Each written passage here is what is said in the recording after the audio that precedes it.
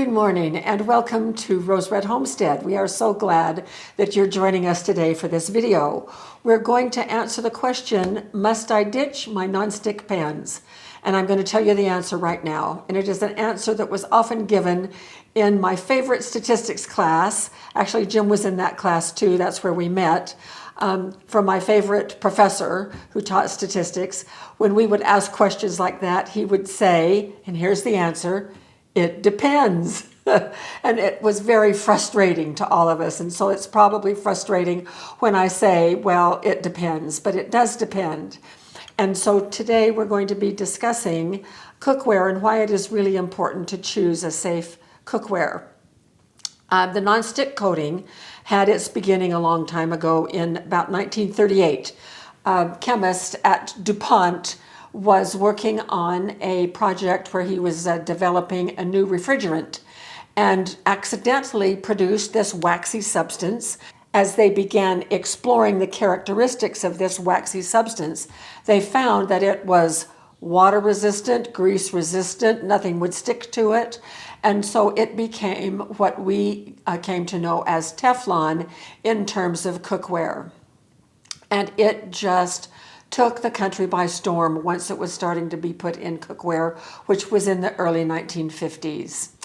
Now, the chemicals that were part of his invention, part of his discovery with this accidental discovery of this substance, turned out to be not so wonderful, but we didn't know it way back then. And so it was used for Teflon. I remember when I bought my first Teflon frying pan. It was amazing that I could cook eggs and just not have anything stick. So I thought it was pretty wonderful for a while. But then it began chipping and scratched off, and I ditched my Teflon pans probably 30 years ago. I have not used any Teflon since. And I just was lucky that way because I wasn't involved in any of the deleterious effects that were then discovered year after year after year. The chemicals that were in that first Teflon and many, many compounds developed that are related to that Teflon discovery are what is called PFAS. And this stands for a long chemical name that we're not even going to go into. It is abbreviated as PFAS, and I just scratched off the legs on the A. Sorry about that. PFAS. And they're in this PFAS family, and they are not good. The PFAS family of chemicals get into the environment. And I hope that you, like I, are very concerned about our environment. The environment around us, the air we breathe, the water we drink, the food we eat that is grown on soil or comes from animals that are outside all the time. That's all part of our environment that keeps us alive and healthy. Well, those PFAS chemicals are, as it turns out, endocrine disruptors. And that means things like fertility, sperm production, egg production, pregnancy, all kinds of health issues are caused when these chemicals get into the human body. And the best estimates from a number of studies indicate that about 98% of us already have these PFAS chemicals in our systems right now. Now, it's nothing that we need to be afraid of, but we just need to have some knowledge about these, and that's why we're here today. We're going to be talking about the forever chemicals and how they relate to cookware. I'm not going to go into all of the health things or all of the products that are made using these, except just to say that if you see anything that is stain resistant or water repellent or non-stick, those are the characteristics of the PFAS chemicals. So what makes them forever chemicals? There's a lot of hype right now about avoiding forever chemicals, and it makes sense. But what is a forever chemical? Well, a little bit of chemistry knowledge is what we need in order to answer that question. The foundational atoms that make up the PFAS molecules that are in this family are carbon and fluorine. It is the CF, carbon-fluorine bond. Now I want to talk about that bond for just a minute. In organic chemistry, carbon and fluorine, when an atom of carbon and an atom of fluorine come together and bond, they share electrons, and that bond is so tight that it does not break naturally. They stay bonded forever in the environment unless acted upon by something else. But in the environment, when they're in a landfill or when they're whatever, but if they're burned, if they get to a very high temperature, then they give off the fumes that have those nasty forever chemicals as part of it. Gets in our air, gets in the water, gets in the soil, that type of thing. Now, so these all have this carbon-fluorine bond. So that's what makes them forever. That bond just, in other things that have other types of bonds, those chemicals will break down and the atoms will separate and become back to their normal selves again. But not that carbon-fluorine bond. It is so tight and so strong that it just doesn't break down. And that's where the danger lies, is that it doesn't break down. And so, in the production of Teflon, early on, they used one of the members of the family, PFOA, and PTFE. Well, this PFOA is really a bad actor, and we don't want it in anything in the environment or that we consume. Now, since we're talking just about cookware in this, or pretty much just about cookware, I can tell you that it took them years to ban this PFOA from cookware. It wasn't until 2013 that PFOA was completely banned from cookware. So to answer your question, must I ditch my nonstick pans?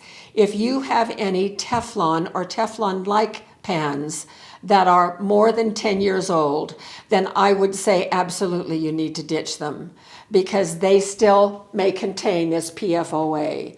Now that leaves us with PTFE. And PTFE is very interesting. It is not regulated like the PFOA was regulated to get it out of cookware. PTFE is not regulated. Nobody really knows where it is produced because it is not against the law to not disclose that, where that they're making it.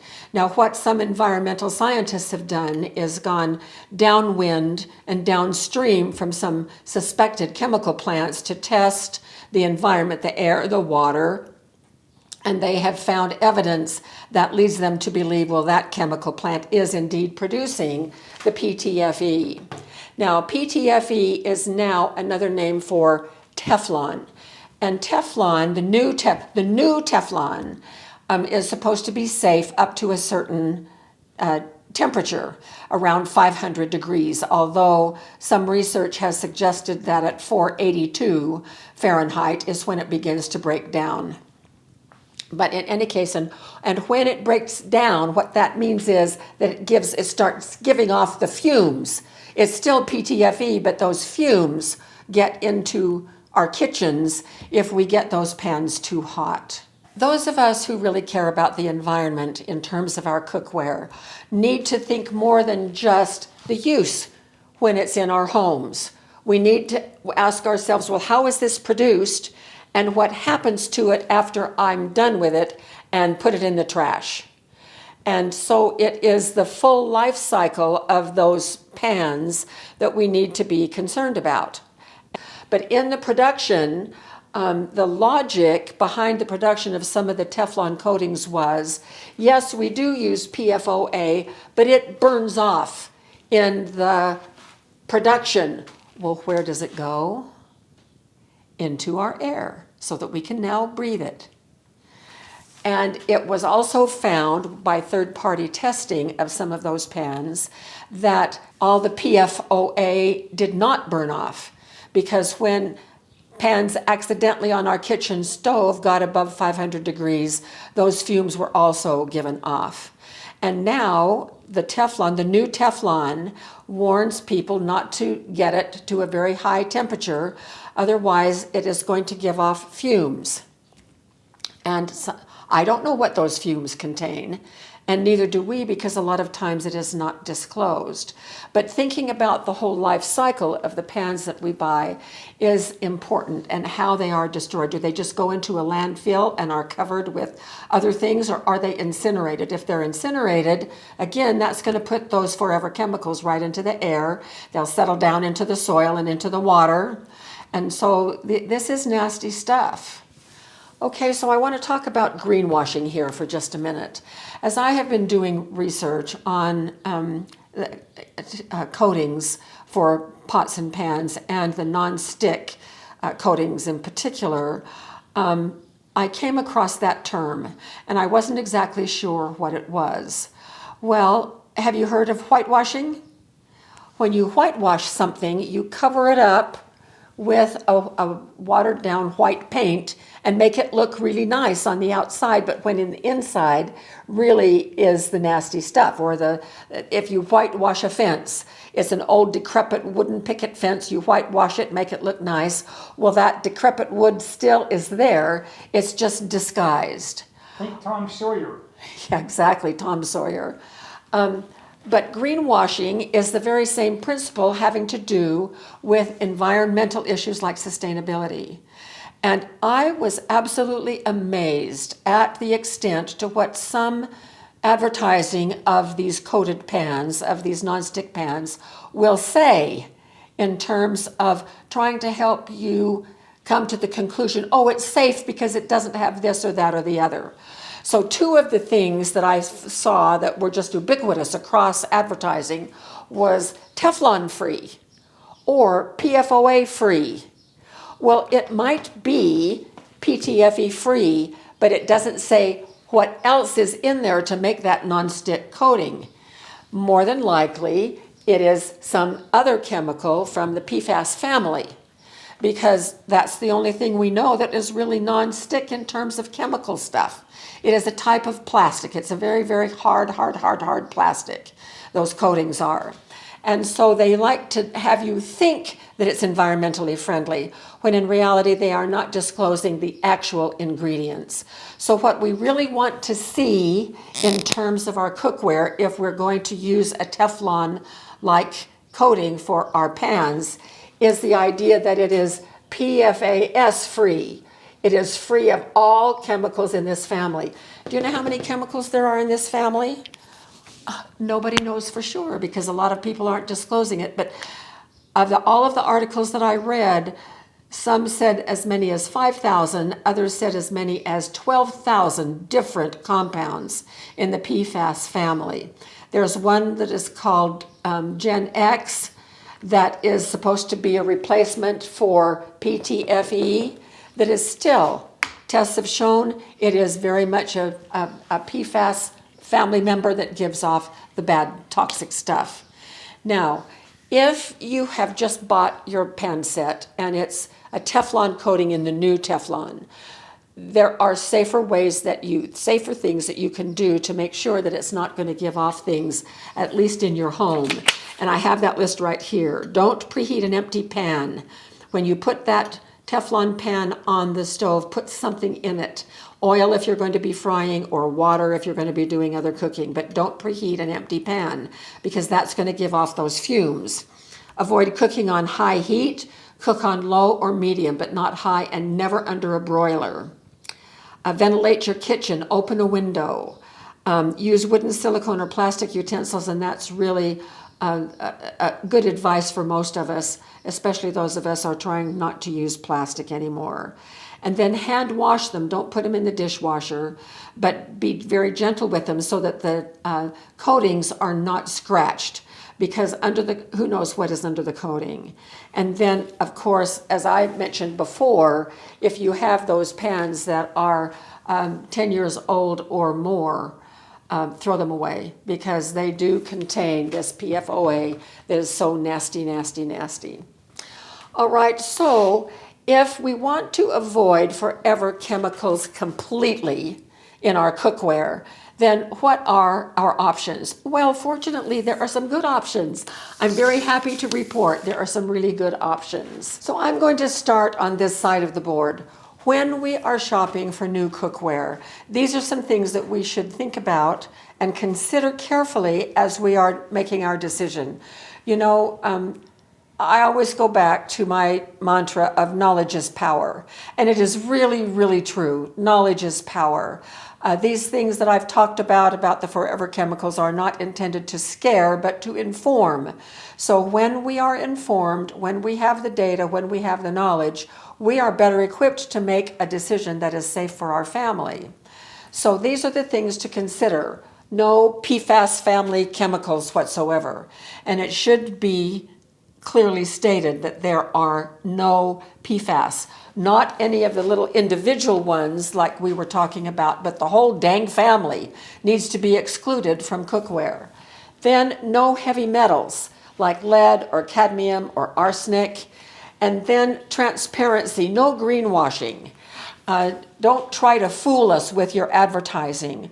Rather, show us results of third-party testing that verifies what you are advertising, that verifies that there are no PFAS chemicals and no heavy metals. And then it needs to be durable. Now, durability is a personal choice, how long you want your cookware to last. A lot of advertisers say this will last a lifetime. Well, they don't. Some of them do, but what are some of the best choices? Now, in my research and among all of the articles that I read, I found a website that I turned to that I accidentally ran across. It is called LeafScore, and their whole purpose is to verify things like, does a company really truly have no PFAS in their cookware and no heavy metals? And are they transparent? Do they have third-party testing? I was pretty impressed with what they say, and they don't just stick with cookware. They do a whole lot of other things too. I am putting 2 links below this video for the Green Score videos that really helped me understand the basic science and what's out there and available in terms of cookware. Now, my first choice, and the first choice of not just this website, the LeafScore website, but in every article I read, said that stainless steel is an excellent choice for all of these things. Non-toxic, no heavy metals, no greenwashing, and very durable. Now, I can tell you that over my lifetime, I have not paid much attention to cookware. Just give me a pot and let me fix dinner is pretty much was pretty much my attitude for years and years. I had mismatched pots. I'd pick up one pot for something and then another one at a different store, and no lovely matching sets for years and years and years and years. I think once I had a Revereware set of 4 that had copper bottoms when my children were growing up. I have no clue whatever happened to those. But by the time Jim and I were married, I just had this eclectic set of mismatched pots. When we moved down here into this house 14 years ago, I have, for the first time in my life, an induction cooktop, which then limited the type of cookware that I could use. It all had to have it had to be able to be usable on an induction cooktop. And so I bought a new stainless steel set. That was 14 years ago. It has, I don't know, 2 frying pans, 2 saucepans, and I don't know what the pieces are, the standard set. Now, I usually do not go high-end on most things, because I have found that brand names, I mean, the quality might be really good, but a lot of times there's a middle to a middle high set that will do just about as good, and you don't pay for a big name. And that's exactly what this set was. 14 years ago, I paid somewhere between $200 and $300 for my set. High-end sets right now are $700, $800, and $900 and upwards, and I just would not do that. This set has just served me beautifully. I'm hard on cookware. I use my cookware because I cook everything from scratch practically. I use it every single day that we are at home and cooking meals. Unless we're on the road or up at the cabin, I am using this set, and it has served me so very well. Now, one of the things about stainless steel is you want to look for something that is 3-ply to 5-ply. Well, back when I bought this 14 years ago, I didn't know that. But as it happens, this is 3-ply, so I lucked out. What that means is it has a layer of aluminum sandwiched between 2 layers of stainless steel. Aluminum is a great conductor of heat and makes for very even heating.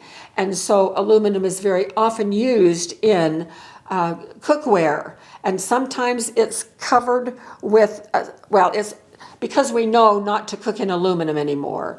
It is always covered with something, either a layer of stainless steel or a coating of some kind on the top, a nonstick coating. So this is 3-ply stainless steel. I fully expect this set to last until I kick the bucket. I think I probably have about a decade. I had a grandfather who lived to almost his 100th birthday. He was 99. I'm hoping for at least another decade, but this is going to last for the duration. I know that. The other thing the other type of cookware that they recommended was cast iron. Now, cast iron can, if it's well seasoned, is very non-stick. And the downside of this is that it is heavy, and so not everybody can handle cast iron. I have a lot of cast iron pieces and I just love them. They do a great job of cooking and I don't have to worry about anything on the other board. Any of that forever chemical stuff you don't have to worry about with either stainless steel or with cast iron. Now, the other thing that was recommended in some of the articles was carbon steel. I bought this. This is a Lodge carbon steel frying pan and it is non-stick. I'm still getting used to it. I've cooked quite a bit in it. I've cooked in a lot of our videos using this carbon steel, and I quite like it. But I just have one piece, and that's all that I need for right now. Since I decided to do this video, I thought, I really do need to get something that has a ceramic coating on it so that I can use it and know what I'm talking about. And so I did get one. Now, the cast iron is here, ceramic, pure ceramic is great. It is naturally non-stick, but it won't work on my induction range. And so I needed to get something that had a ceramic coating. Now, LeafScore has done all of their research according to these things right here. And they give 3 recommendations in one of those videos in terms of brand names. They give 3 recommendations. The 3rd recommendation was this brand, and it is made in, and it's made in the USA. So it's made in, and this is stainless steel with a ceramic coating. This is a 5-ply stainless steel frying pan with a ceramic coating. Now, the thing about ceramic coatings is all of the cookware that I have mentioned previously, they're just practically indestructible. I mean, I'm tough on pans, but with ceramic coatings, you have to babysit. They're a little bit specialized. You don't want to scratch. And I just brought this, where are my glasses? Here's the card that came with my pan. Hand wash only, oven safe to 550 Fahrenheit. I won't ever use it in the oven. Avoid abrasive detergents on the cooking surface. If stacking to store, layer with kitchen towels. Heat and cool pan slowly to prevent warping. So there you have it. I have to be more careful with this, but I have used this a couple of times, and do I love it? Oh yeah, it is phenomenal. But I only need one of the non-stick type frying pans, just enough to cook eggs. I don't need to buy a whole set with a ceramic non-stick surface because I don't, when I'm boiling vegetables or making a soup or something else, I don't need a non-stick surface. I do fine with the saucepans from my stainless steel set. So that pretty much summarizes one thing I do want to let you know that I found out about that I was a little bit disappointed in. When I first started looking for a ceramic frying pan, which was the only single piece I wanted, I looked at a brand that's called Caraway, and they're quite famous. They're very, very popular. They're beautiful. They come in different colors, and they are a ceramic coating, but it is over aluminum. There's you scrape off that coating, you scratch it, and the aluminum is exposed, which means you have to throw away the pan because we don't cook on aluminum anymore. And so that's one thing. LeafScore does a couple of videos on Caraway that if you are considering that brand, you might want to watch. They give it top scores on all of these things except for the durability because it is just ceramic coated aluminum. So that's what I know so far about cookware and what my choice is. I won't have anything with the Forever Chemicals in my cookware set at all. And I haven't for years and years. But we all need to make our own choices, and if we choose to do that, then just know what the safety recommendations from your particular brand, and then make sure that you follow what the recommendations are. The bottom line is we want to keep ourselves safe, our families safe, and we don't want to contribute to environmental concerns about these darn forever chemicals. So I hope that this was helpful for you. Please let us know what you think and what you are cooking with, what you are doing to be safe with your cookware. So thanks so much for being with us for this video, and we'll see you again very soon for more videos.